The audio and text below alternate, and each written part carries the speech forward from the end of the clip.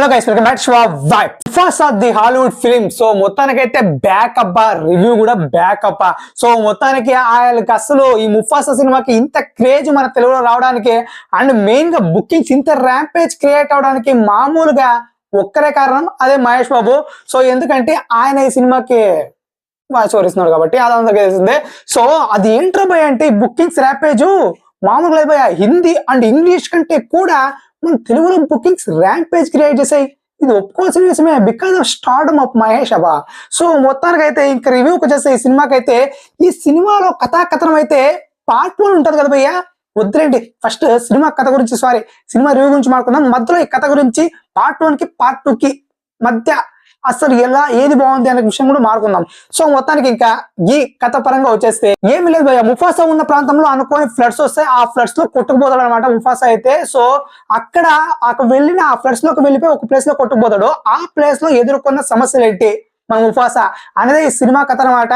So మొత్తానికి అయితే ఈ కథ పరంగా ఎలా ఉన్నా కంటెంట్ ఓకే అండ్ బాగుంది. అండ్ మెయిన్ గా ఈ విజువలైజేషన్ ఏదైతే ఉందో పీక్స్ అబ్బా. నిజంగా అంటే యానిమల్ ని చూపించిన విధానం ఏదైతే ఉందో నిజంగా సినిమా డైరెక్టర్లు అంటే విజువల్స్ గురించి మనం మాట్లాడుకోవడం అవసరం లేదు, హాలీవుడ్ సినిమా అంటారేమో, బట్ హాలీవుడ్ సినిమాలు కూడా బేకార్ విజువల్స్ ఇస్తారు భయ్య. చాలా సినిమాలు మనకు తెలియదు అంతే, బట్ మనము బాగా ఉన్న సినిమాలు గుర్తుపెట్టుకుంటాం కాబట్టి బేకార్ సినిమాలని గుర్తుపెట్టుకోం.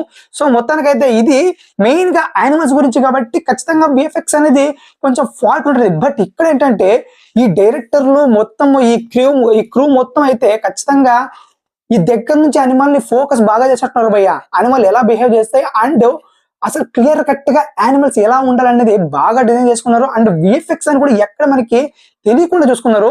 నిజంగా కొన్ని చోట్ల అయితే అసలు నిజంగా మనము ట్రాన్స్ లోకి వెళ్ళిపోయి ఒక అడవిలోకి వెళ్ళిపోయి జంతువుల మధ్య ఉన్నామేమో అనే ఫీలింగ్ అవుతుంది అనమాట. అంత ఇంపాక్ట్ క్రియేట్ చేశారు వాళ్ళ విజువల్స్ తోని. అండ్ మెయిన్ గా ఇక మహేష్ బాబు గారు వాయిస్ అండ్ బ్రహ్మానందం గారి వాయిస్, ఆలి గారి వాయిస్ బాగా మామూలుగా కాదు భయ్య. అసలు మహేష్ బాబు గారి వాయిస్ అయితే వెటకారానికి కేర్ ఆఫ్ అడ్రస్ లాగా మారిపోయింది. ఇంకా ఆయన వెటకారం గురించి తెలిసిందే కదా, ఈ సినిమాలో కూడా వెటకారాన్ని ఫుల్ ఫ్లెడ్జ్ గా వాడుకున్నారు.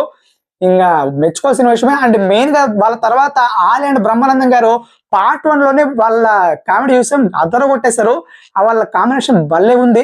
సో ఇందులో కూడా అంతే, దానికి ఏమాత్రం తగ్గకుండా పీక్స్ లో పెట్టారు వాళ్ళ పర్ఫార్మెన్స్ అయితే. వాయిస్ ఓవర్ మెయిన్ గా ఇంపాక్ట్ బాగా క్రియేట్ చేసింది భయ్య, అందులో డౌట్ లేదు. ఖచ్చితంగా మహేష్ బాబు గారు అండ్ ఆలి గారు అండ్ బ్రహ్మానంద గారు వీళ్ళు ముగ్గురు వాయిస్ కోసం ఇంకోసారి రిపీట్ చేసినా తప్పలేదని అనిపిస్తుంది. సో ఇంతకీ సినిమా ఒక ముక్కలో ఎలా ఉందో చెప్పలేదు కదా, బాగుంది భయ్య. బ్లాక్ బాస్టర్ వామ్మో అని చెప్పాను కానీ నిజంగా సినిమా మాత్రం చూస్తున్నంత సేపు అబ్బా బాగుందిరా సినిమా, సూపర్ ఉంది అనిపిస్తుంది. బట్ ఒకటే నెగిటివ్ పాయింట్ ఏంట్రా అంటే ఇందులో డబ్బింగ్ భయ్య. డబ్బింగ్ సాంగ్స్ వరస్ట్ ఉన్నాయి. అసలు ఈ పాటల్ని ఇంగ్లీష్ లోనే పెట్టుంటే బాగుంటుందేమో అనిపించింది. అంటే తెలుగు కాబట్టి తెలుగులో పెట్టారేమో, బట్ ఇంగ్లీష్ లోనే చాలా బాగున్నాయి. తెలుగులో వరస్ట్ ఉన్నాయి డబ్బింగ్ అయితే. వాయిస్ పరంగా బెస్ట్ అయితే డబ్బింగ్, అంతేగాని ఈ పాటలు అయితే వరస్ట్ ఉన్నాయి డబ్బింగ్. అసలు ఏం పడదు, పెద్ద మైనస్. వచ్చినప్పుడు అంతా చిరాకేస్తుంది ఆ సాంగ్ అయితే. సాంగ్లు అయితే చూద్దాం, ఇంకా ఏం చేయలేం. తెలుగులో అలా ఉంటాయి సాంగ్స్ ఇంగ్లీష్ డబ్బింగ్ చేసినవి. సో మొత్తానికైతే ఇంకా పెట్టి పిన్ టు పిన్ చూసుకుంటే ఇక పార్ట్ 1 పార్ట్ 2 ఏది నచ్చింది భయ్య మీకంటే? నాకైతే పార్ట్ 1 నచ్చింది భయ్య.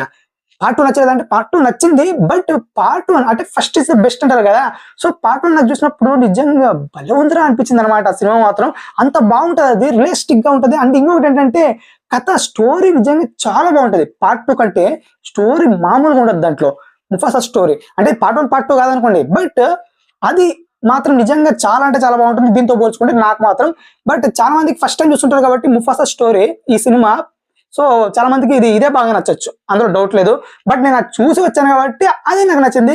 మెయిన్ గా నాన్నగారు వాయిస్ ఓవర్ ఇచ్చారు దానికి. నాన్నగారు వాయిస్ ఓవర్ కూడా చాలా బాగా ఇంపాక్ట్ వచ్చింది ఆ సినిమాకి. అండ్ మెయిన్ గా చెప్పాలంటే దాంట్లో స్కార్ అని తన తమ్ముడు మొత్తానికి విలన్స్. సో మొత్తానికి కథనం చాలా బాగుంటుంది. అండ్ రివెంజ్ డ్రామా కూడా చాలా బాగా చూపించారు. సో ఇంకా మొత్తానికి అయితే నాకు ఫస్ట్ చాయిస్ ఇస్ దట్ అనమాట, సెకండ్ చాయిస్ ఇస్ దిట్ అనమాట. సో మొత్తానికి అయితే ఇది కూడా అస్సలు తీసేయడానికి లేదు, బాగా ఇంపాక్ట్ క్రియేట్ చేశారు. ఖచ్చితంగా పెద్ద హిట్ అవబోతుంది తెలుగులో కూడా, అందులో డౌట్ లేదు.